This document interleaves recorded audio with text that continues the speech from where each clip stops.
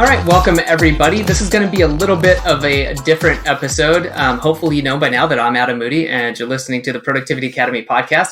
And instead of directly doing more of an interview, this time we're going to be talking about the best books and reading of 2018. But it's not just me going on and on about my favorite stuff. Joining us today is previous podcast guest, Dr. Dominique Chlup. Dominique, first of all, thanks for joining us. And, just in case somebody missed the previous episode with you, can you tell us a little bit about yourself before we get into the books? Sure. And thanks, Adam, so much for having me back. I have to say that podcasts are one of my favorite media because there's something about the intimacy of connecting with listeners. And I know that most listeners are kind of going through their day-to-day activities. So thanks, everyone, for letting me be in your ear. And thank you, Adam, for having me back. So just to give you a little brief bio and then to kind of say a little bit about what I do. I'm a certified executive life and creativity coach, and I studied at Harvard not once, but twice. So I've got both my master's and my doctorate from Harvard. And as you might expect, someone who gets that kind of level of education, I grew up to be a tenured university research professor. And then in 2015, I bravely took a year off and I founded my own company called Inspiring the Creative Within, where I get to work with the best clients in the world. And I work with everyone from graduate students trying to write their dissertations who are struggling with writing productivity to faculty members on NASA grant projects, even working with entrepreneurs who are just starting out, and then all the way up the C-level suite, those high achievers at Fortune 100 companies like Morgan Stanley. And the main areas that I work with clients around have to do with things like productivity, creativity, writing, goal setting, life, and a lot of career reinvention these days, work-life balance, that all-important thing, and then even sort of the difficult things like recovering from stress and burnout. And I like to kind of put a positive spin on it and say that I help people to develop in every area of their lives so that way they can pursue their most expansive dreams. And the best quote I've ever seen that captures what I do with clients is the Jack Kerouac quote, the one where he says, "Be in love with your life, every detail of it." And so with clients, I say, it doesn't matter where you're starting from. We will work together to get you to fall in love with and be excited about the life that you're waking up to every single day. Wow. Awesome. And, speaking of quotes, there's one that I took directly from you, and I definitely try to attribute it to you whenever I can. But if anyone's listened to Dominique's first episode, "Take the best and leave the rest" is now one of my favorite things. So just wanted to let you know I've been using that whenever possible. Thank you. I appreciate that. Yeah, doing episode 15 with you was one of the highlights of last year for me. So I'm really thrilled to be back to have this book conversation. Outstanding. Well, yeah, then I think we should just get into it. We should have done rock, paper, scissors or something before the episode. But since you're the guest, I'll put it on your plate if you want to step up first and lead the charge here with your first recommendation. I do want to step up first because I think my first choice is so apropos because it's a book on timing. Awesome. My first book is When: The Scientific Secrets of Perfect Timing by Daniel H. Pink. And this is a when-to book as opposed to a how-to book. And so here's what I mean by that. So according to Pink, most of our big decisions, such as when to change careers, deliver bad news, schedule a class, launch a product, all of that stuff comes from our following intuition or hunches sometimes, and that doesn't necessarily result in the best outcomes. So he believes that timing is actually a science, not an art, but most of us, like I said, we use timing as it's an art based on either guesswork or just using a hunch or intuition, which isn't always a bad thing, but according to him, it's more important to know when to do something as opposed to how to do it. That is really cool. You mentioned this to me earlier, and I'm glad that's just kind of jogged my memory. I'm really excited actually to add this one to my list and dive into this. I think, is there anyone in specific you've recommended this book to, or is this just kind of a general, like you highly recommend it?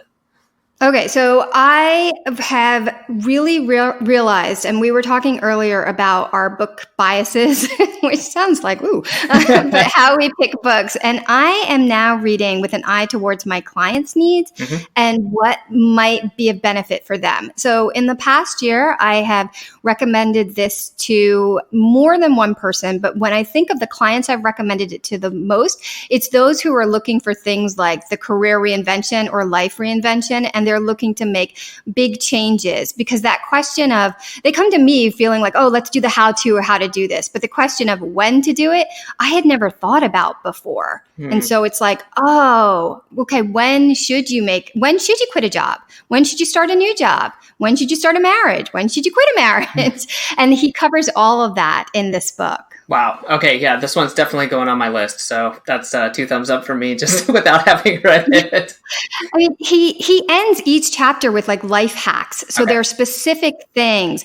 And okay, so I noticed one of the things, and I don't know if you looked at your books to see if you had a pattern to them, but this might be the researcher in me. So when you approached me about this and I was culling together the list, I realized that the books that stayed on the list all had one thing in common, and the books that went off the list all had one thing in common. So everything that stayed on all had endnotes. And so this book was based on 2 years of research Pink did with 2 additional researchers and 700 studies from economics, anesthesiology, anthropology, social psychology, chronobiology. I mean, like, he looked across multiple fields.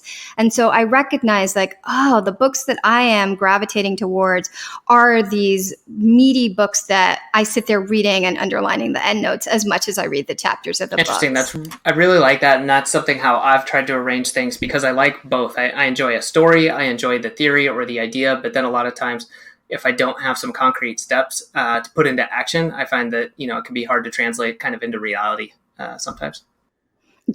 Yes. And I think because my client practice is so research-based and so evidence-based, it's one thing to say to a client, perhaps, and I mean, coaching isn't as much about giving advising or suggestions. It's really about what the coach, or rather what the client, brings to a situation. But to be able to say, well, the research indicates this might be a habit or a practice that you may want to pick up, to me, has a power behind it. And that shows how I want to navigate the world and do my work in the world, is to be able to have some evidence behind what I'm doing. And so the type of books that I find myself reading allow me to be able to procure and put forth that evidence. Because, like, for instance, some of my favorite questions that this book grappled with, because there are things that I think we think about, but we don't necessarily have the answers for it. And the book provides the answers. So things like, why do beginnings matter so much? Like, why does getting off to a good start matter? And then when we do stumble, because we can think about it as, the fall down 7 times, get up 8 times. Like, how do we make the fresh start? Like, when should that be happening? And then also, like, the midpoint slump. Like, why do some of us either stall out or get fired up? And then with endings, why do some of us race toward a finish line and work harder? And then yet we also slow down as we seek meaning. And so those larger philosophical questions I love to grapple with. And they're the same sorts of things that I see that, so for instance, someone who is making the shift to get into or starting a business or putting together a team, like, there's the same sorts of things that when we're doing a product launch, we're thinking about, but we might not be explicitly thinking about. And this book puts that on the table for you to really grapple with it. This has been good. I now have to do a little bit of on-the-fly readjusting, because I was going to talk about a non-book first, but now I'm actually switching this up, because you were talking about, it might be the researcher in you. So I guess my follow-on to this would be my pick, which is a workbook, and it's the Unique Ability workbook. So I'm not sure. Have you ever gone through this, Dominique? I have not. Okay. So I'm excited to learn about it from you. I'm going to write myself a note here. We're going to send you one of those. This is really neat. I really like this, because the reason this made me want to switch it up was I used to think that I was very detail oriented. And very process driven. And I'd worked as a process engineer, been in the Marine Corps, this, that, the other thing. But when I sat down and really started going through what I thought my strengths were, like my unique abilities, it became pretty obvious. It was more of communication and more of a high level. I'm able to look out to gather a lot of input and then to come into a solution that's workable and is a strong solution. But I'm not the bulldog that's going to go all the way, find the extreme details, really nuanced down at the very bottom level details. And that was kind of honestly a revelation for me. I was reading through this. I said, okay, here's my personal statement. I've put a lot of, put 3 months into this, and I read it, and, I had 10 different things is what they have you do. And my wife kind of looked at me and she's like, are you sure that one's right? And I said, you know what? I was like, a part of me, my ego is a little hurt, but I said, you know what? You're right. This doesn't quite fit. And so I realized that this is a little vague for anyone listening, but I want to leave it like that without going into detail because I don't want to just tell about what it's like going through a workbook. But it's a great way I found to really spend some time finding out more about yourself. I've done some of these online tests. I don't want to disparage any of them. I don't think they're bad, but there's a lot of tests where you can go online and answer like a series of multiple choice questions, and it'll tell you, where your strengths or your abilities lie. But I think that the free form part of this, where you have to just write down your answers and it has to come from you, is harder, but then makes the answers that much more valuable. So, oh, wow. Yeah. So is it something like, it's writing prompts? So you do this daily or you do it situationally, like when a context comes up? No, good question. You do it. You can do it over time. I would recommend doing it once a year, maybe every other year, wow. but it's basically a workbook. You just work your way through. And It's definitely meant to be done in a shorter period than my several months. But it had the same effect. And you go through, and they do recommend some add-on tests, some of those like multiple choice tests to kind of help you guide yourself. Yes, but in the end, you're coming up with 10 statements about yourself. And then you're taking those 10 statements, which might be a paragraph on their own, and you're condensing them into one single statement about yourself and what your unique ability is. Oh, wow. And then do they recommend that you go like get feedback from folks around you like you did? Definitely. That's part of it. Okay. Yeah, that's really cool. And so hearing for me, I had done this. Oh gosh, who was this? I've got his book on my shelf, but I can't see it right now. Anyway, someone else, another book I'd read, Perry Marshall, that's it, sales and marketing guy. He had recommended sending out an email to people and asking what they thought, your strengths were. And so I'd done this years ago, and then I redid it to more people now that I was more confident and, was realizing the power of asking other people about this. And I consistently heard one thing, and it was communication. And to me, that's, years ago, or when I first did this, I found it interesting because I consider myself an introvert. And so that's changed slightly. I consider myself like kind of extroverted introvert. I enjoy talking, but I need to go and be by myself. So, right. Yeah. I call that the non-shy introvert. I'm a non-shy introvert. And once I realized that, I actually had a coach who helped me to realize that because everyone kept saying, oh, we'll have Dominique do it. She's an extrovert. And I'm like, I'm not. Like, why is everyone coming to me? I'm like, this is not a strength. And so, but once I was able to make the recognition, like, oh, it's that I'm not shy. I was when I was younger. So it's definitely something I developed to be able to kind of get up on stage or to talk. And so, it was interesting. As I was preparing for the podcast, I was reminding myself, you like to talk. This is Adam inviting you to converse while other people get to, like I said, the intimacy of connecting with an audience who I don't get to see, but I feel like that's such a huge honor, having that. So I completely see how communication would be one of your top strengths. Oh, that's awesome. Well, thank you. And I recommend this to anybody who hasn't done it, who wants a little bit of a more in-depth look at yourself. And the payoff on this, if you're not convinced just of what I've said, that it might be important, is that the goal of this is so that you're focusing your time, again, whether it's business or personal life, to where you're most effective and not doing the things you're good at, doing the things that you're exceptional at. And moving away from those areas. Of course, everybody can say, okay, I just am bad at this task. Maybe it's graphic design. I can't make my own graphics. Everything looks amateurish. That's easy to identify. But getting yourself away from those things where you get where you feel good because you're getting the job done and you're doing a good job, it's harder to get away from those and focus your time solely on your exceptional abilities. Yeah, I mean, I love that concept of unique abilities, because that really does tie into the fact that you have unique gifts and talents to share with the world. And when you're focusing on those things, then those levels of you get to have a deep appreciation of them, but others do too. And Definitely.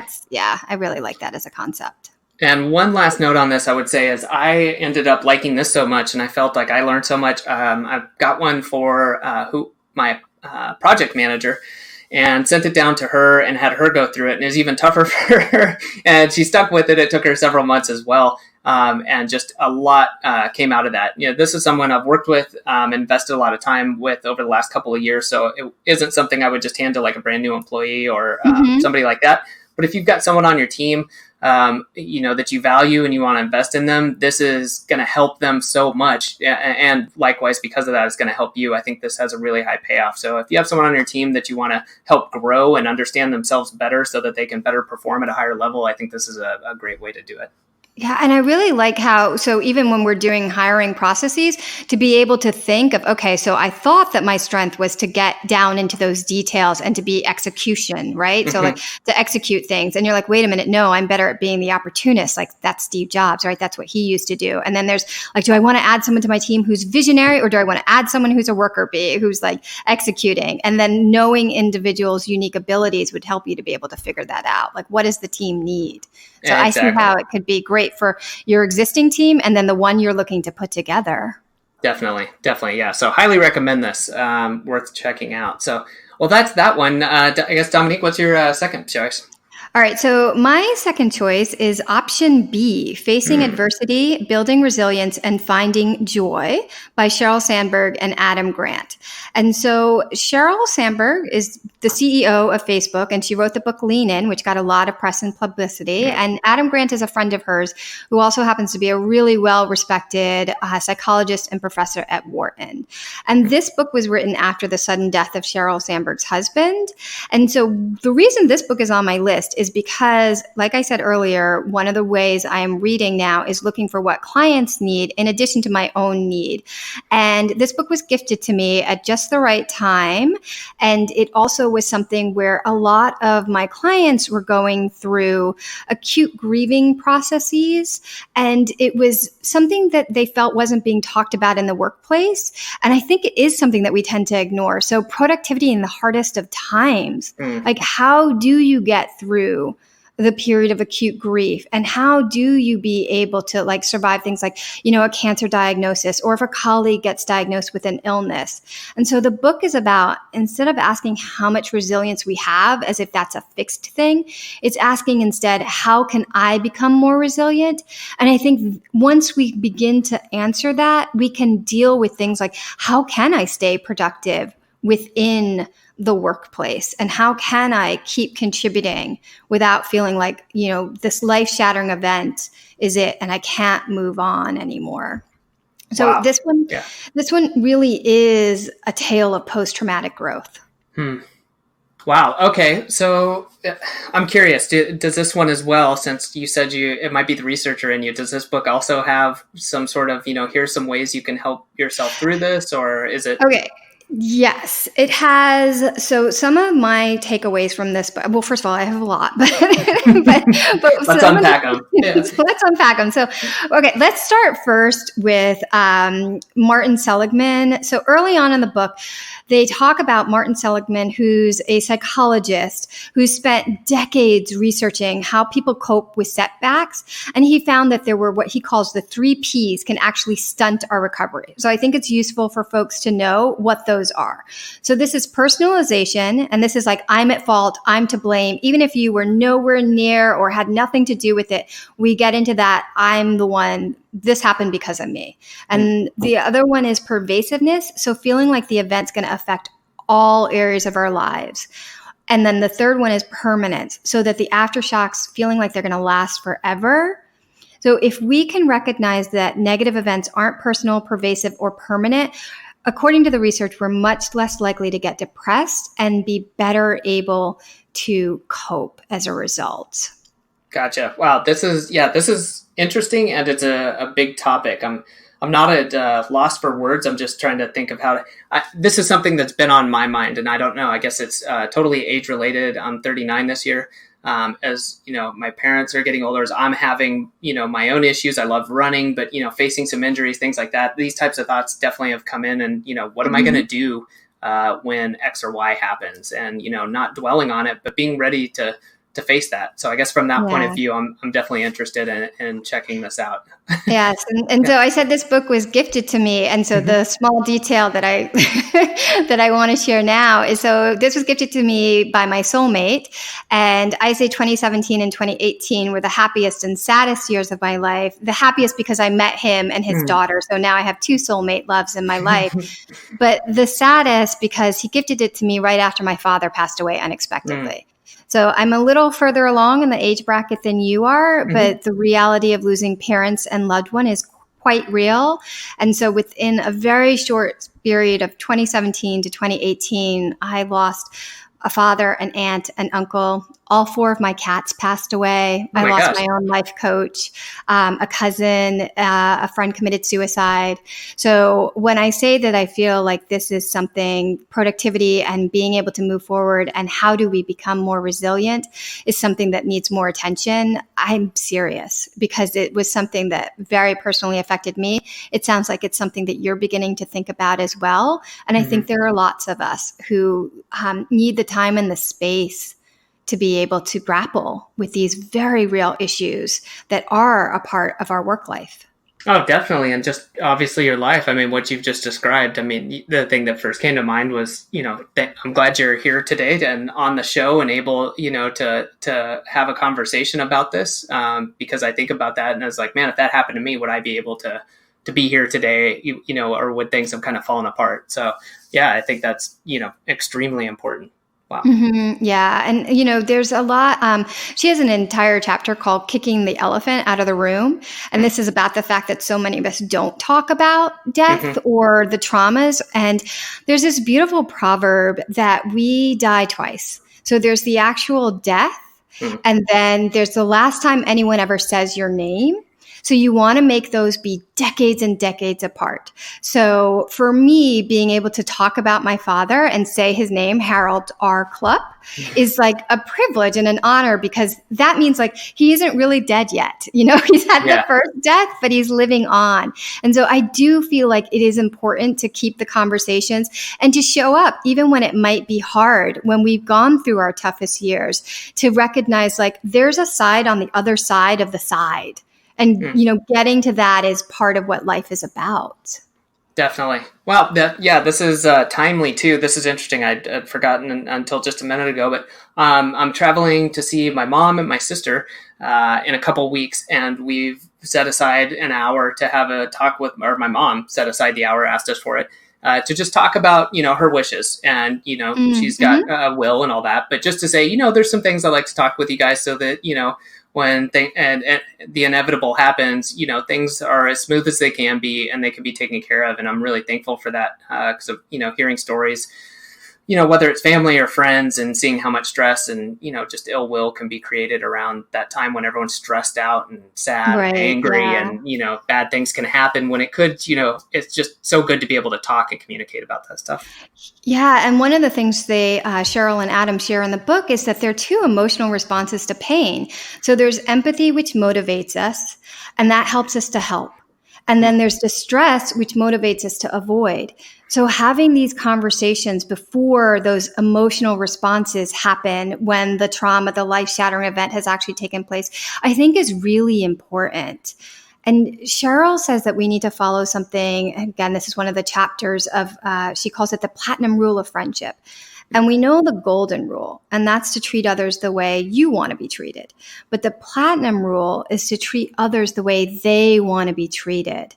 And so you take a cue from the person in distress or the person who is, planning their life-ending events or any of that stuff, and you respond with understanding and being able to recognize that there's no one way to help a person through this. There's no one way to offer comfort. There's no one way to grieve. And what helps one person one day won't necessarily help them the next. And so going into it with that framework and that mindset can be helpful in terms of coping with it and them coping with it as well. I like that. That's a really good one. Years ago, my sister was going through cancer treatment, and she's fine today. And that was something, that's on my mind. And at the time, even, I felt bad for even thinking about that. Like, is what I'm doing helping enough? And then, stop it, Adam. You're being selfish. She's the one who's going through all this. And, getting wrapped up in those emotions is so real. Yeah. And you're going through it too, because post-traumatic secondary trauma is a very real thing. And so that's when the instances aren't going directly flowing through you, but they are affecting you. So before my father passed away, he had gotten really sick. We got 6 extra years out of him. So that was wonderful. But he had actually died twice in like a traumatic situation. And then they brought him back, and it was, we got more time with him. But I can remember those, the feelings of what I went through. And while I just kept being grateful, like that we had him and that he was on his way to recovery, it didn't affect me any less, or it affected me, it still affected me, even though I wasn't the man in the bed. Yeah. But because I was his daughter. And so I think that that's really, really important. And like, there are little tiny things that we can do in the workplace that can help with this. And one of the things she said was that with people asking like, how are you? Like that would trigger her in some way. And it didn't feel deep enough, but just adding one little extra word, how are you today? That's good. I just think, that's so, so brilliant. And I think I want to share at least one other thing that she shares, because I think this is useful. So when she was, and this might be the writer in me, when she was in the months after her husband died, she wrote over 100,000 words. And so it was actually 106,338 words. And don't ask me why I remember that, but that's the kind of memory that I have. And so, but she journaled, and she wrote things like made tea, got through emails, went to work, and focused for most of one meeting. And I love that, because when she went to Adam said, here's the thing. Most people are told keep a gratitude list. Like, we've heard that before. And he said, what you really need to be doing is, him and his colleague, Jane Dutton, found that you need to be keeping a contributions list, because counting your blessings or what you're grateful for, it doesn't boost your confidence or your productivity or your effort, because gratitude is passive. It makes us thankful for what we receive, whereas contributions are active, and they're going to build our confidence, remind us that we make a difference, remind us again that we can be productive. So when we're going through life's toughest moments, it's a useful activity to write down what you've done well. So would that, and just as an example, would that be like Cheryl keeping the notebook and saying just, I focus for most of a meeting? That would be, okay. Gotcha. Yep, that's it. And so, I, as a coach, would say absolutely keep both, do a gratitude list. But if in the moment, like when we're often going through something, that we have these default settings that we return to when we're experiencing adversity in our lives. And sometimes that isn't being our highest, super most productive self, right? Because that wouldn't make sense. So the basis default setting. And so if that is to be able to say, today I made a phone call. Like, that's good enough. That's more than good enough, because you showed up that day. And if it's like, you know what, I opened my eyes. Yeah. Like, you're still here. You're still, that's good. I opened my eyes. Yep. Wow. And I'm thinking about what's not what I've lost, but what's remaining. Man. Okay. Well, this episode is good and giving me a lot of food for thought. So besides adding to my book list to read. Yeah. And I want to tell you that one of my favorite lines from this book, and then we can move on. So it's fine. Yeah. It's tragedy does not. So remember we talked about personal, pervasive, or permanent, the 3 Ps earlier, the Martin Seligman. So Cheryl writes, tragedy does not have to be personal, pervasive, or permanent, but resilience can be. So keep that in mind. You can keep resilience personal, pervasive, and permanent. That's good. I like that. For me, it feels like it ties into consistency. I think that for me, that's kind of maybe two sides of the same coin there, being resilient and being able to do the same thing day in, day out. The little things do matter. Right. Getting up and taking a shower or going for a walk, if you can keep those things together in your life, that over time, the dividends are huge. Yeah. Yeah. And the days that you can't, still deeply love and accept yourself. You're right where you need to be.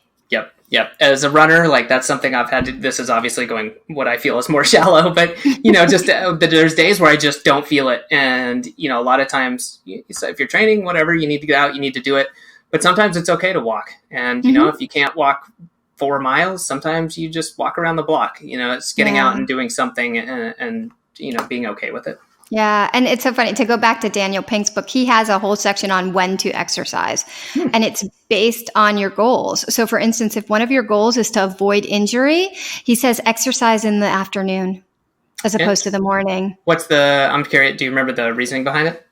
Let me actually open the book. See, you're good, Dominique. You actually have the books in front of you. I had 2 of them, but one of them was way out of reach. So. Oh my gosh, no. And I know it's on page 45. All right. It's because our muscles are warm. So they're more elastic and less prone to injury because you've been warming up all day. And then also your body temperature rises steadily throughout the day. And it's going to peak late afternoon, early evening. And so that means later in the day workouts, our muscles are warmer and injuries are less common. And then, of course, he has the end note that tells you what research that's from, which I, of course, love. Cool. Very cool. I will have to take that into consideration. I was definitely a midday and have kind of moved into the morning, although I generally start with a walk. And anyways, that's for another day. We've talked about walking before. So, all right. Well, let's, anything else on that book though, before we move on, I guess? No, I'm great to move on to your next book. Alrighty, so the next one is not a book, but went off the record here a little bit. I really enjoyed this, and I'd had this on my list to do literally for years. It had been highly recommended, so I don't recall, sadly, what it was that finally motivated me to do it, but I went to Coursera.org and went through the Learning How to Learn course. If you haven't heard of this, just if you Google Learning How to Learn, you will find it. It is the top result. I believe they've had 1.7 million students go through it. It's a free course. And it's done by through McMaster University and the UCSD, so University of California, San Diego. And it is great. It only takes about 10, 12 hours to complete. And you can take the quizzes and do the feedback, or you can just kind of go through it. And I won't spend a lot of time on this. I just found it very helpful in the sense that it solidified a lot of ideas for me that I had thought, I need to learn, or I need to set aside time to learn, or even better than that was realizing how I need to learn. And one of the big takeaways for me was realizing that I need diffuse time. And that's something they go through and say, you have focused and you have diffuse mode. And focus is what we generally think of. I'm learning. I'm really studying. I'm really taking notes. I'm really focused on reading this book. But saying you need those times where you sit back and just think about what you've learned, or just do something else. Again, going for a walk. This comes up again and again. You'll hear this all over the place from me, from Dominique, from other people, that walking can be a great way to do this, where your mind is free to wander, to connect all these ideas in ways that you cannot do when you're really focused on solving a problem. Oh, wow. Oh, I love that. It's being a professor of adult education, and my, doctorate and master's were in learning and teaching. Yes to this. Yeah. And there's a lot more to it. I won't go into it. It's good. I love that it's the professors who are going through it. They've done it kind of, not like clip art. That's the wrong word, but I'll just roll with it. Some kind of corny visuals, but they've put it together in a good way so that you can learn. And, they encourage you to use the different modes. It's about more than just what I talked about. But again, without doing a full on review, I just encourage anyone to go through there if you're interested in getting the most out of your learning, which I think anybody who's listening to this podcast at one point or another, either you're listening to a podcast to learn, you're reading a book to learn, you're going after a specific subject in school or on an online course. And so having these tools that ensure that you really retain and get the most out of it, and you're able to do it sometimes more quickly, I think is really powerful. Wow, that sounds wonderful. Yeah, it definitely sounds like a good use of time. And I Yeah. like that they have put it into 12 hours, because Yes. sometimes things take 50 hours and you don't need that much time to learn how to learn.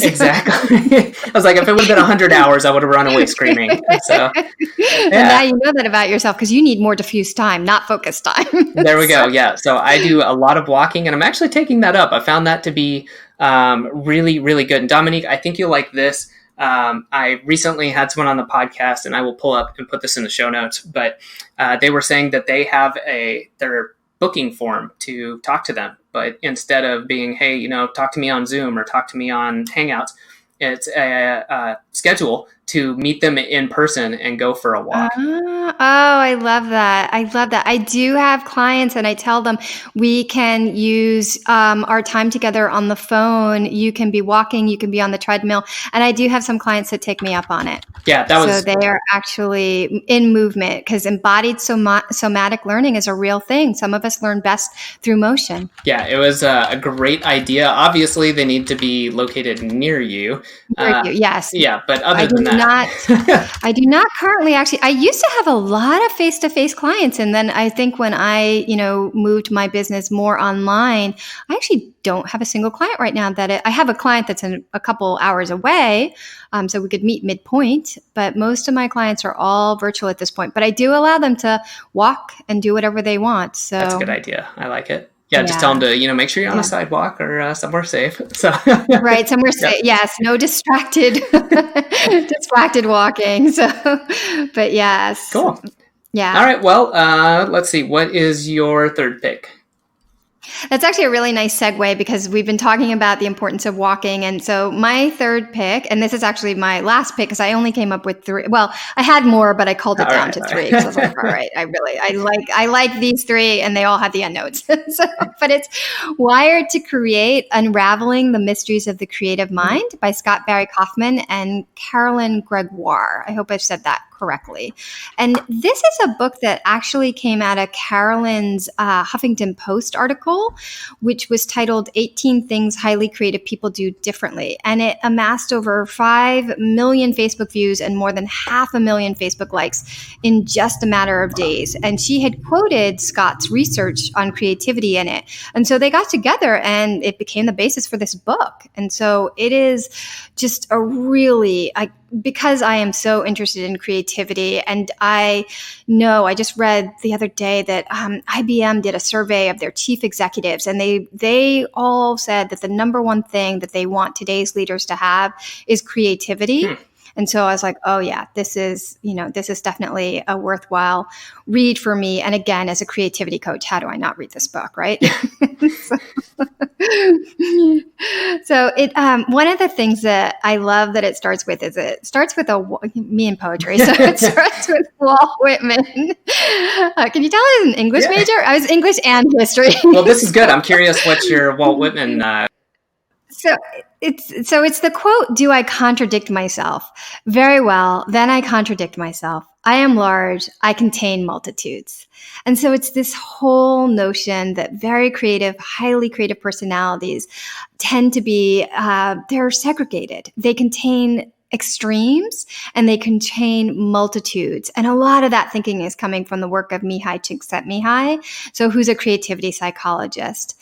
And I like to say that we're all highly nuanced. And so thinking about creativity as a habit and as a way of life and as a style of engaging with the world is what this book is doing so well. And so they have 10 hallmark features. And the 10 features, I'm just going to go through them quickly, are imaginative play, passion, daydreaming, solitude, intuition, openness to experience, mindfulness, sensitivity, turning adversity into advantage, which is what option B is all about, and then thinking differently. And so when you think, as you read through that list or hear it in your head, you can tell that it's a bunch of different paradoxes. So mindfulness, and then there's the kind of mind wandering piece of it. Then there's openness, but yet sensitivity. Solitude and collaboration, play and seriousness, intuition and reason. And so all of those paradoxes become how you can know that your distinct personality as a creative type, or if you want to be more of a creative type, is keeping these hallmark features in mind. That is really good. I while you're talking, this is really funny. Sorry, to back up a minute. I think that I'm really looking forward to hearing the results of you going through the unique ability, because I'm realizing the way we're presenting the information from our books is totally different. And I was like, man, I should have had like a bullet list of these things that I wanted to talk about. And I realized, no, that's not the way I organize my information. That makes no sense. Right. Then it would have been work for you. So that would have sparked no joy really in your day. So I was listening, I'm like, gosh, this is really good. I'm really digging this. I like hearing it like this. And then anyway, sorry. It's kind of an aside. And it's one of those, well, it actually relates to what you were saying about how people learn, right? So as a learner, that's probably one of the ways you like to learn. But as a teacher, you probably will teach differently. And they don't have to be I'm just curious if anyone listening to this, if you feel like leaving a comment wherever you're listening to it at, I'm just curious, what do you like? Do you like hearing on a podcast? I assume both. Most people enjoy, you like to hear an overview, you like then drilling down into things. But is there, what do you get from both of those? I'd be really interested in hearing what people have to say. I am too. Yeah. Definitely put that in the comments. I want to hear that. Very good. All right. So let's see. On Wired, was there anything else you want to go through? Okay, so I want to share definitely the whole notion of going for a walk to get your creative ideas, but the best ideas come from the shower. So the research indicates that 72% of people around the globe, Kaufman actually did some research with a showerhead company, so there might be a little bit of bias there, but with the showerhead research. And so people said that they're more likely to have fresh insights in the shower than at work. So this gives everyone permission to take a day off. But more importantly, like how you can make this practical is something that I always recommend to clients is keep dry erase boards in your bathroom. Mine are in a beautiful leather box, right on your mirror, snapshot with your iPhone. Also take those, they make those Crayola like markers for kids that you can use in the bathtub, having those in your actual shower stall or bathtub to capture ideas. Because we only hold on to thoughts for 3 minutes if we don't write them down. So that's why we have that moment of like, oh my gosh, I had that great thought and I can't remember it. I thought I would never forget it. Well, research indicates you need to write it down within 3 minutes. So set yourself up to be able to do that. Same thing on your walks. That's why you and I have talked about Otter AI before. Yeah, which we'll be coming back to. I will add this on after we're done recording, but I got a fantastic recommendation from Simon Lau at otter.ai, and Dominique, I'll send that to you as an aside. He turned me on to Tiago Forte and the idea of progressive summarization. So shout out, Simon. Thank you for sending that in, and I'll mention that at the end of the show. So everyone listening, just stay tuned, and I've got a few mail-in recommendations from previous podcast guests. Oh, wonderful. Awesome. And yes, and if people have not listened to your interview with Simon, they should go do that. Yeah, definitely. And go check out Otter AI. It is fantastic. Yes, absolutely. Cool. Well, let's see. I've got several, but I am going to narrow it down to one more. So I will do this on the fly. I think I'm going to go with Traction. So this is a book by Gino Wickman, and this is really, they call it an operating system for a business. And I think this was 2017 I started, but definitely bled into 2018. And I haven't implemented all of it, but with another business I'm a partner in by the name of Semantic Mastery, we got started on this, and the results were really good. And just some tactical, like, here's what happened.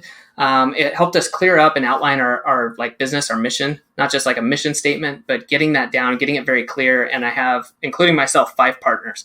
So this was very important for us in a partnership to be on the same page. And it was really fun and at the same time scary going through that process and realizing, oh my gosh, we're not on the same page. Luckily, we weren't all over the place, but narrowing that focus down into one. Because from that point, it was like the big idea, like, what are we doing? What are our big goals? How are we attracting people? Or what kind of people do we want to attract? And then that just makes everything so much easier. You know, where should we focus our marketing? Well, if we know our demographics and the people we want, then that kind of reveals itself. Ideas like that. And then on a more, I guess, again, tactical side, meetings now. We were meeting for 90 to 120 minutes a week. And now we're getting done in sometimes 30 or 40 minutes, Oh, and having wow. time, just to connect and talk a little bit more. And having that outline that they had where we're operating on a kind of a 90-day cycle and then meeting weekly was really, really nice. So I had already been working on 90-day cycles, but we hadn't really implemented it with the business. So we did this. We set what they call rocks. So basically our 90-day goals, and went after that. And it's been something where each 90 days we're getting better and better and better. And it's been extremely helpful for us in finding our focus and helping us to also take a step back and be like, okay, let's review our yearly goals. Let's take a deep breath and look at where we're at. And then, okay, now all these things we thought about doing in the last 90 days, which of those actually get us towards the goals that we're moving towards? And having that has been invaluable. And so is that what reset? So did your agendas actually reset? So then you weren't like having very unfocused, non-directed meetings anymore? What was the specific thing that I want to know how you got that hour back. Yeah, it was just like you're saying. We went from having a loose agenda because I had said, hey, I'm not going to be leading a meeting that has no agenda. So I'll and put some sort of form on it. We did that for a couple of years. And then I read the book and said, okay, there's a much better way to do this. But, I don't care that I didn't think of it. Let's put it into motion.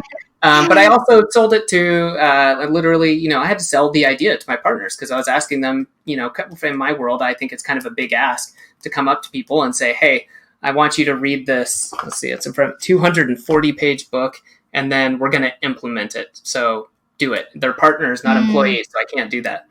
So I read through it and really thought it through and said, hey, here's the benefits, you guys. We're going to really streamline how we do everything. We're going to reduce the time we spend on these, random tangents that don't go anywhere. Everyone had already been complaining about, too many meetings, things taking too long. And I said, read the first chapter and we'll meet again about it. Came back after they read it, and I said, are you guys on board? And they said, yeah, we're sold. Let's give it a shot. So. Oh, wow. I like that. I like the conversion story piece to it, where we read something that has power and makes a difference in our life, and then we use it to make a difference in the life of our team and thereby our business. Definitely. And sometimes you got to remember, too, that what you see in it isn't what other people will see. And instead of just saying, this is, the Holy Grail, let's do it, remember that other people are going to have their own views on it. So make sure, if you do, even with your team, present benefits first, and then, bring them on board. Don't drag them there unless you absolutely have to. So. Yeah. And recognizing, I like that you said that, because recognizing sometimes the benefits for one person might be different, but the larger outcome for your business will be the same. Definitely. And just to go through this, I opened up the book because as we were talking about earlier, I was talking about having a little bit of a rundown here about the actual book itself. I think that's good here. So I talked about how, helping you form your mission statement or defining yourself as a business, but also they go into surrounding yourself with the right people. And they call it, putting the right people in the right seats. And that's something we haven't fully implemented, and we just chose not to, in the sense that we basically didn't need that. But as I grow other businesses and work with other people, that's something I highly believe in. And it's something I like. And I think partners well with the unique ability is, what is everyone's unique ability? And if you have someone maybe doing financial numbers just by because they have to, or that's the way it's been done, but you find out that this person is more of the visionary, then maybe you need to move that person around. And it's not a bad thing. It's this person is clearly not using their strengths, and why would they keep doing that? Type of a thing. Right. Yeah, because we all bring, strengths and advantages and gifts and talents, and then obviously unique abilities. And so being able to assess those appropriately and put people into roles that will make them happier, healthier, and ultimately maybe wealthier. Exactly. Is all good. Yeah, and the other things they go through real quick are pretty good. Knowing your numbers, they give a lot of templates about how to go through that, which is great. How to go about, everyone has ideas. We have problems, and how to put those. And in the simplest form, it's just you create a document, and it's called an issues list, and you put them on there. And that's better. It's a common area where everyone can dump those. But it's also got a secondary benefit that I saw where you don't go chasing shiny objects. Once you set your 90-day goals, you don't change them. And anything that comes up that is a significant fraction of someone's time or the business's input or money, it goes on that issues list. And then at 90 days, you go through all those things and evaluate. And if it's really that important, you'll get to it. And if it's not, then you just get rid of it. Yeah. So that was also really helpful. And then goes into a couple other ways, using processes, of course, big fan of, and then putting it all together. So just found that to be highly, highly helpful. And I think that this is a good book for not only teams, but anyone who's, you can be a solopreneur or doing something on your own. And I think understanding this stuff is good because eventually you will need a team, whether it's just a part-time employee or the people you interface with regularly. But I think building these skills has been hugely important for me. I know my partners appreciated it. And so just recommend it to anyone who wants to make their life a little bit easier in that regard. Nice. I think we all can use life being a little bit easier. Definitely. Cool. Well, I think that's about it. Is there anything else you wanted to touch on or any last minute recommendations, Dominique? No, I mean, those were my three, favorites from last year. So I appreciate getting to share them with others, and hopefully they will get as much out of them as I have. And I'm actually looking forward. Adam shared his larger list with me. So there were a couple things on there that I definitely want to check out. And that unique ability workbook. Oh, yes, that sounds wonderful. Definitely. Well, I'm going to put you on the spot a little bit. So when you were on the podcast last time, I asked you what your favorite book was, but looking forward, is there anything that if you came back in a year, you would, right now you could say this book or this thing I'm learning from is a front runner for being on my next year's pick? Okay, so I'm really glad you asked this question, and it's not a book. So when I saw your list, I was like, oh wow, book loosely defined. I love this. So it's actually not a book. It is a compilation from the Harvard Business Review. So it's in a periodical or like magazine format, and it's their best articles and it's called Unleashing Your Creativity. And so I am loving reading about this because it's a really good reminder for me that we don't, and I've found in all my years of teaching and all my years of coaching, we don't need to learn anything more about creativity. Like, we know what creativity is, but what we need help with is rediscovering our own creativity and regaining our creative confidence. And so this is definitely a potential front runner for next year's best favorite, however you want to qualify it. Outstanding. All right. Yeah, mine would definitely be Radical Candor. The book has been recommended by several people. I'm halfway through it, and I have stopped reading it because I'm implementing things already. Oh, that's wonderful. Yeah, it's been great. And I really like it. My big takeaway is basically, the way you can have more direct conversations that you need to have with people is a two-sided coin. You have to be direct, and you have to work on that and ways to do that. But you do that by building the relationships and caring about people. And so that you know how to communicate directly with that person. It's not saying be friends so that you can be nice to them. It's saying understand them, care about them so that you can understand how they best operate. So then you can be direct and they can be direct with you. So really like that. Ooh, I really like that. And that relates to one of the biggest takeaways I'm having from this Harvard Business Review compilation is like one of the articles talks about, it's Tom and David Kelly, and they talk about 4 fears that hold us back. So the fear of the messy unknown, the fear of being judged, the fear of the first step, and the fear of losing control. And then what you just talked about with the candor and that directness and that level of understanding, I think that could help us to gain confidence that we need about overcoming those particular fears that hold us back.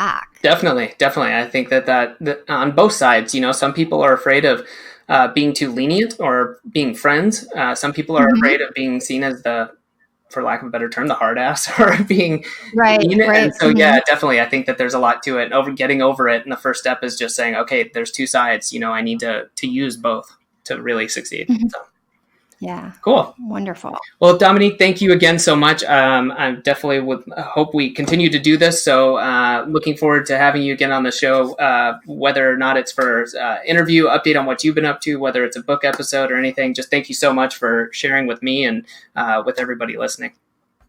You're so welcome. And I want to invite your audience the same gift that I was willing to give last time, I'm willing to still give. And that's if people want to go to Dominique Chlup, which is CHLUP.com, and find out more about me, that's great. But really, I want to invite people to a chat.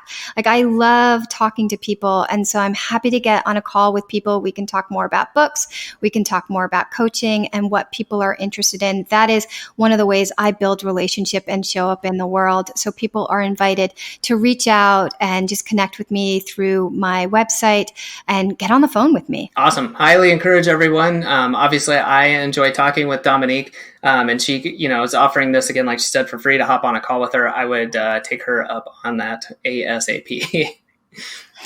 Awesome. Well, that'll do it for the episode. Everyone listening, though, stick around. We are going to roll into myself as well as another recording. We had some great recommendations from other podcast guests who either sent in an email or in Kyle Gray's case, I recorded it with him. So we've got those coming up. Some really great recommendations to add on to what myself and Dominique had. So we'll just segue right into that. All right, as promised, we've got the previous podcast guests, had several of them email in with their responses for their most memorable or best recommendations for 2018. So like I said, we'll start with Simon Lau of Otter.ai. His recommendation was Progressive Summarization, a practical technique for designing discoverable notes. And this is by Tiago Forte. You can find the link in the show notes. If you want to, though, you could go to praxis.fortelabs.co. That's Forte as Forte, and then labs.co. And if you look for that, you will find it. And of course, the link will be below. And Simon had this to say. He drew inspiration from the article to add support for the highlight feature in the latest version of Otter. And I can add to that I have gone through, I've subscribed to Tiago's blog as a paid member and really diving into that, really like his ideas on how you handle media and material, and over time how you add value to it, and instead of say, well, should I read an article now? Should I bold the parts I liked and then highlight it and then do something else with it and then invest all this time and energy? Or how do I do that over time? So he's got some great ideas. That's just one example of a lot of great things he's done. Also, Catherine Jones of CF Design School. Her favorite book of 2018 was The Untethered Soul by Michael Singer. So she had this to say. I'm just going to read it word for word. It's awesome. A bit woo-woo, but it paints a good picture. Systems are only systems if you aren't centered with yourself. I'm learning this lesson over and over again. Business is easy. Life is hard. This book helps you to center yourself so that your systems work so much more seamlessly. One of the most impactful books of 2018 for sure. So that's awesome. That's a great recommendation from Catherine. I'm also going to have to check that out. I believe that Christopher Sutton also recommended that on the podcast. So that's a multiple person recommendation right there. Let's see. Liam Martin of Time Doctor. On the show and in response to the email, he again recommends Radical Candor by Kim Scott. And I'm actually in the middle of this right now based on him and others' recommendations. I also highly recommend this if you're interested in bettering your communication with those around you and building a better team. And then last but not least, recommendation from Amy Larson, one of the first, if not the very first podcast guest. And she recommends, I'm gonna un-F-ology is how I'll pronounce it. And we'll get the audio from her going right after this. She recorded a nice short video, so I'll take the audio from that and we'll follow on with that. And immediately following that, we'll go into Kyle Gray. Had a great talk, short talk with Kyle Gray about his favorite book. And then that'll wrap it up for this episode. I highly recommend the book Unfuckology, A Field Guide to Living with Guts and Confidence by Amy Alcon. And there are several reasons why I really enjoyed this book and how I think it helped me be a more productive person. So Amy, great name by the way, kind of like takes the whole like self-help book but puts a lot of science into it and makes it really accessible. So she backs up everything that she says with current literature in psychology and behavioral evolution, and I really appreciated that. And basically the big takeaway from her book, in my opinion, was that she kind of teaches you not only what to do, but also how to change your thinking behind it, and why we behave and think the things that we do. And as for people who have a lot of social anxiety or confidence issues, her book really helps you to understand why we care about the things that we care about, and why some people are classic overthinkers like myself. And so I really appreciated that. And, deconstructing that and understanding it allows you to have more confidence and believe in your abilities. And, I think just having more confidence and, not necessarily not caring what other people think, but understanding like why that's important to you, really helps you spend less time worrying about those things in your head, and allows you to be able to actually do the things that you want to do. So, it's not a, classic like, oh, here's how you set goals and action items and things like that, but more about, changing your mindset and being more comfortable with yourself. And I think that ultimately can, lead to living a more productive life. Thanks to Amy for that good recommendation. That's definitely a book I am going to have to check out. And as promised, last but not least is Kyle Gray, and had a little bit of a conversation with him about his pick. So here we go. The book I wanted to talk about was Work the System. Awesome. Which, is kind of a foundational text for a lot of what I do these days. Outstanding. Well, yeah, I'm rolling. So if you want, do you want to just kind of go into it? I'm curious, definitely to hear what you have to say. And it's on that list of mine where it's like, I should go back and reread this again because it's been a few years. It's been a few years for me too. And it was actually one of the foundational texts I started reading. I can remember the point in my life I was reading this while backpacking through Korea. I was about to work for a startup that really had used this philosophy to grow and scale the business. And so I wanted to learn as much as I could about it. And it became the foundation for a lot of the work that I did and still do as a marketer. What this book is about, or the general premise of the book, is anything that you can do that can be repeated in your work should have a documented process written down for how to do it. That's simple enough that almost anybody could, off the street with appropriate training, could take the document and run with it. And so the important thing about this for me, this changed me working with dozens of different writers with different styles, with different, ways of submitting work, Word documents, Google documents, Pages documents, all kinds of different things, all kinds of different interpretations of things. You'd be surprised how many interpretations there could possibly be for save the file, or how is that defined? Like, save the file, is there a naming protocol? Is there a place where you should save it? Should you notify anybody when it's saved? When should you save it? There's like a lot of different questions that, when you really think about what does a task done well really involve, that can be captured in this process. And it unlocks a surprising amount of power and freedom and scalability in your business. And so the book does a really good job at kind of outlining Sam Carpenter, the author's story in his own business, and how he had something, he called it like the gun to the head, epiphany, where I think he was running like a telephone sales company or something. And was like, things were failing and collapsing, and all of a sudden he started realizing that if he just documented a simple checklist on how to do things well, that all of a sudden his team started performing better. Another great thing about it is you can talk about a process. You can discuss how the process for doing things as a way to improve the process itself. Whereas instead, if you don't have processes, then it's usually kind of a conversation of like, you did this wrong, which isn't as comfortable. So it also helps with kind of a human element, because you can fix the process, not the person. And it also makes it so, like in the case of writers that I was working with, if one writer, did something that I wasn't quite, or didn't really want them to do, then I would go back to the style guide and update the style guide and permanently, like, kind of hopefully that kind of thing, or at least have a documented thing that I can say, go to section 2C on this style guide, or say, don't do this.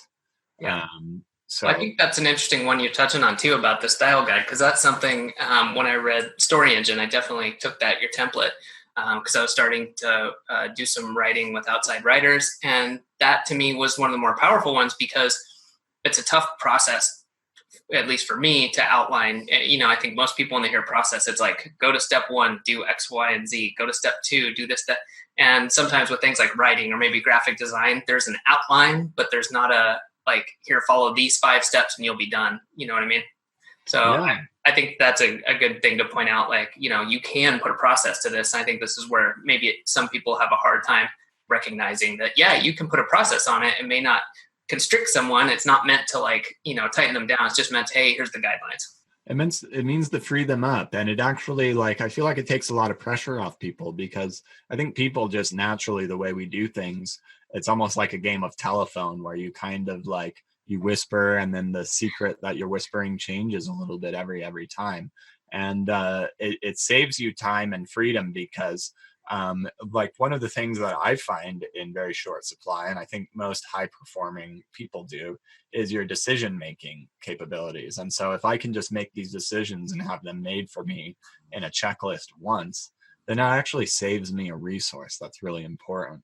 I don't want to have to think through the best way to post something on Facebook every time. I want to have it done once, and I would want to have it done once for me for sure, and then hand it to somebody else and not do it anymore, because I don't want to do that.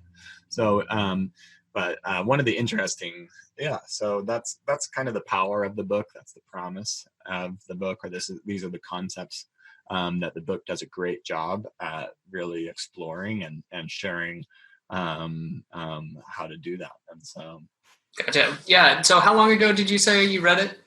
The first time I read it must have been 4 or 5 years ago, and then I picked it up and skimmed through it every once in a while, reread chapters. That's funny. That's about the same time as me, and I was surprised when I read it that I hadn't read it before. It came as a recommendation from a business partner, and I was like, yeah, okay, it's about systems and stuff. I'll check it out. I was like, oh wow, yeah, this totally makes sense, and I like how he. Again, we were talking a minute ago about how we should both probably sit down and reread this, but I like how he goes on to say, these are living kind of things. You don't just make a process and it is good forever. You have to, you iterate, you sit down, you go through these things. But once you've done the hard work, it's a quick matter to, like you're saying, to go update a style guide or do this or do that, instead of all the time you spend in limbo if you don't have any processes at all. I find the challenging element of it that I don't know if the book really addressed well. There's some software companies that seem to have attempted to target this, but the storing and organization is a little bit, it can get pretty hairy pretty quick if you're I just typically used Google Docs. Yeah. But being able to organize and categorize those. I also really have found since reading this book, but this technology has developed really nicely since then, is making screen recordings that you can immediately link and host and have those short video things prepared, because it takes a surprising amount of effort to very carefully write click the X at the top, or Yeah, and that's where most people just lose it, and exactly, that's what it is. And what I've done, and my partners have done too, is to hire people. Part of the hiring process for our VAs is hey, here's a short video, write out what this video says to do, because you're going to need to do it for reference anyways. And then sometimes we'll have them actually make the process, just in the sense that, like you said, we'll record a short video, and then whether it's Trello or Google Docs, say, okay, here's the process for creating the process, knock yourself out, and Absolutely. You know it, you now own it. So. Yeah. But I totally agree with you about the organization thing. I haven't hit the nail on the head there, and I haven't seen anyone that has, because eventually you just get enough. You've got to organize that, and then the organization needs organization. So yeah, it can get a little hairy. So yeah, someday I've seen things like something called Process Street, which is kind of a software, but yeah, keeping them organized in a good Google Doc, or just making sure that there's also probably a balance too, that can be addressed. You want to have the You want to have a lot of these, but probably for each person, there should be crucial core ones that are, the ones that are probably the 80-20, I guess, of what you're doing. And again, that's kind of what I was going for in the story engine, was creating those very, very foundational documents that you can work from and create from. Definitely. Yeah, I agree. And going through something else I've done, I do this with 2 people on our team, is they go through first, and I say, hey, go through once a month, here's where they know where they are, but the process is once a month, go through the processes and just highlight anything that hasn't been used recently or things that look obviously wrong to you. So that then when we sit down, we don't sit there and I don't have to go through with them, because they're the ones actually using them. So they know them better than I do. And then that way too, we get rid, we archive old stuff, and kind of that to me helps kind of that 80-20 idea of get rid of most of it. And once or twice, 1 or 2 maybe processes a month, we archive or alter, and then it makes everything just a lot easier. Absolutely. Cool. Well, highly recommend the book to anyone who's listening to this. We both read it. 2 thumbs up on my end. And thanks for sharing, Kyle. Absolutely. Thank you for having me, Adam. Thanks for listening to this episode of the Real World Productivity Podcast. If you know someone that would enjoy this episode, please grab the link and send it via email, message, or whatever means works best.